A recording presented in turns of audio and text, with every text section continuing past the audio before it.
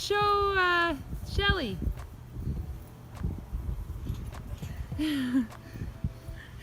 Awesome. Welcome everybody. It's been a while since we did a video, and all I can say is that building a house is enough, and doing videos on top of building a house can be a lot. And sometimes I don't know why I put that burden on myself, but I was able to get to a point where I felt like I could start working on videos again. So here we are. I want to say thanks to all the people who've watched our videos and given us feedback. It really means a lot to us and helps us be motivated to put these up. So this isn't showing us putting those boxes together the day before. I'm always torn about how much information or how much video I should put up. I don't want to. Obviously, I think a lot of people are already fast forwarding, which is fine. But these are inside footings that we need, and I've done a lot of compacting and prepping for this and adding dirt, and it's for load-bearing walls that are inside the house.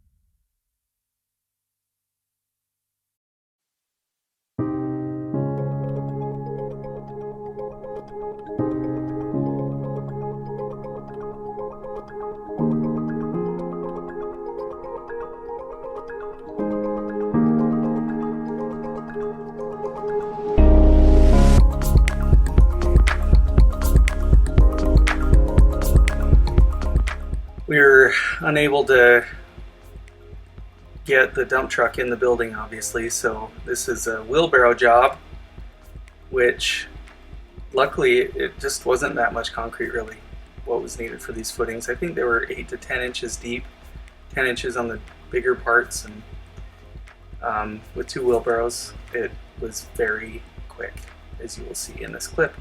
Also, it didn't require really any finishing on the top because the slab just attaches right to those footings. So it was fast, painless. I'm thankful for all the help we had on that day. I mean, part of, I guess, what made that fast and painless was we had a bunch of help. Right here we're just grabbing the stakes and throwing them in the skid steer just so we don't have to carry them all out handful at a time, and then getting ready to finish filling the dirt so we can get ready for the next phase. The stakes were used to do the frame? Is that what it was? Yeah, the stakes on the forms.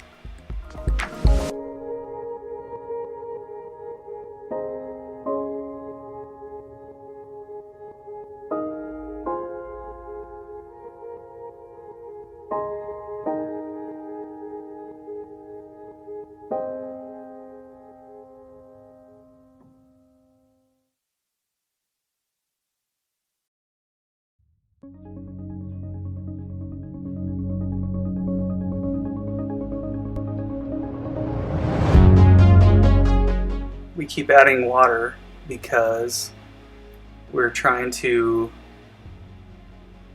help the dirt settle, but also when you are plate compacting, it throws up a bunch of dust that we don't really want to breathe in.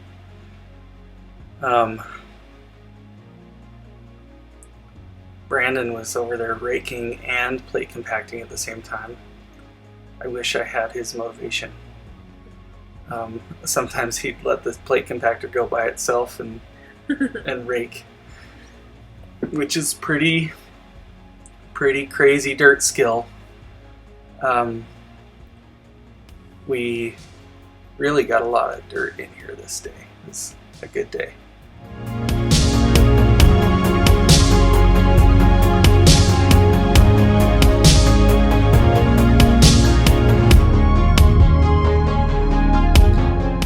Last night I had a crazy dream.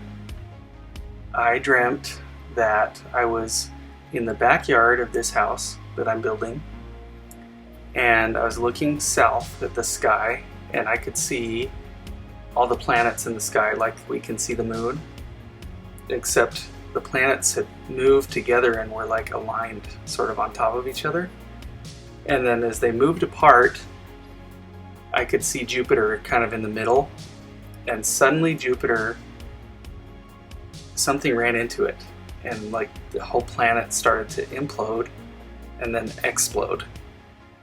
And it was like this completely beautiful and yet awe-inspiring and like scary event. And I was in the backyard with a couple of the boys, and as we're watching this happen to Jupiter, suddenly I can see down south and west of us like this giant wave from the ocean. It's like something with Jupiter happening caused this gravitational effect on the Earth, and that caused a huge earthquake, and Nevada and California like slipped into the ocean.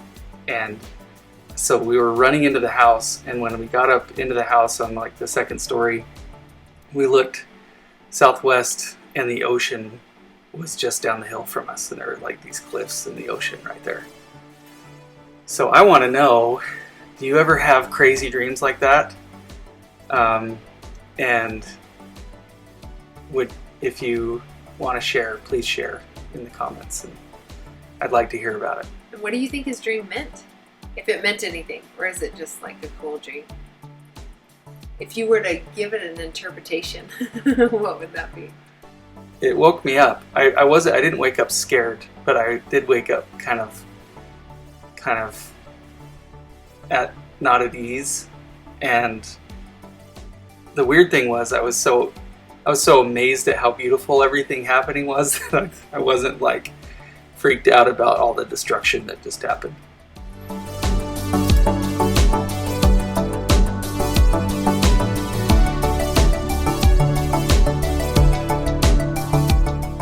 I'm really grateful for the chance this house has given me to refine some of my skills. Like this little bit of grading on the skid steer. The skid steer is such an amazing tool to save your labor, and being able to use it effectively is really great. But I've never before really felt like I had to use a skid steer so minutely, so precisely, and I was just so tired, and I've had enough back problems that I didn't want to shovel all this stuff out, and I'm grateful that I was able to get done what I did.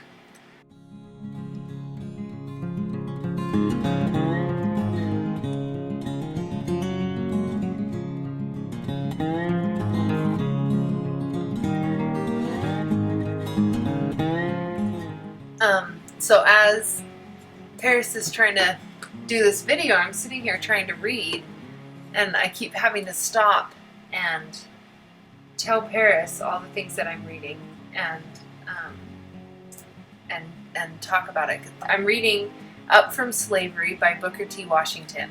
I highly, highly recommend it. He was 9 years old when some people came onto, he's born a slave, 9 years old when some white men came onto his plantation and basically just read them the Emancipation Proclamation and told them they were now free. So then it kind of follows his journey. So I'm still in the beginning, only on chapter 3. And his desire for an education is just like blowing me away.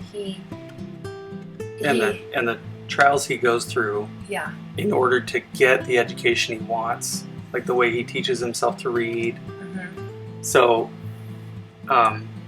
really inspirational, I think, for anybody, just to show that we have control over our lives. Yeah.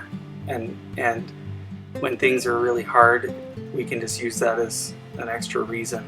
Because he does that, right? He it's uses always his an challenges. opportunity. Yeah. For example, right where I'm reading on page 25, he wants to get out of working as a coal mine. at the coal mine. And so he applies for a position for this lady who is incredibly strict. And it says that she wanted everything kept neat and clean. She wanted absolute honesty.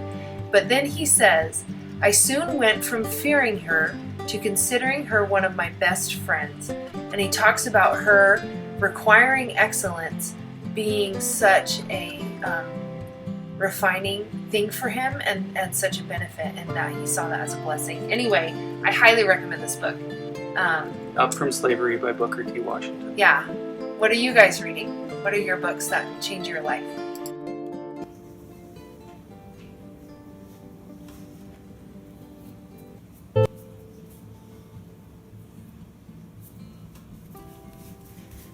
Oh, you want to get it off? Is there flour on your hand?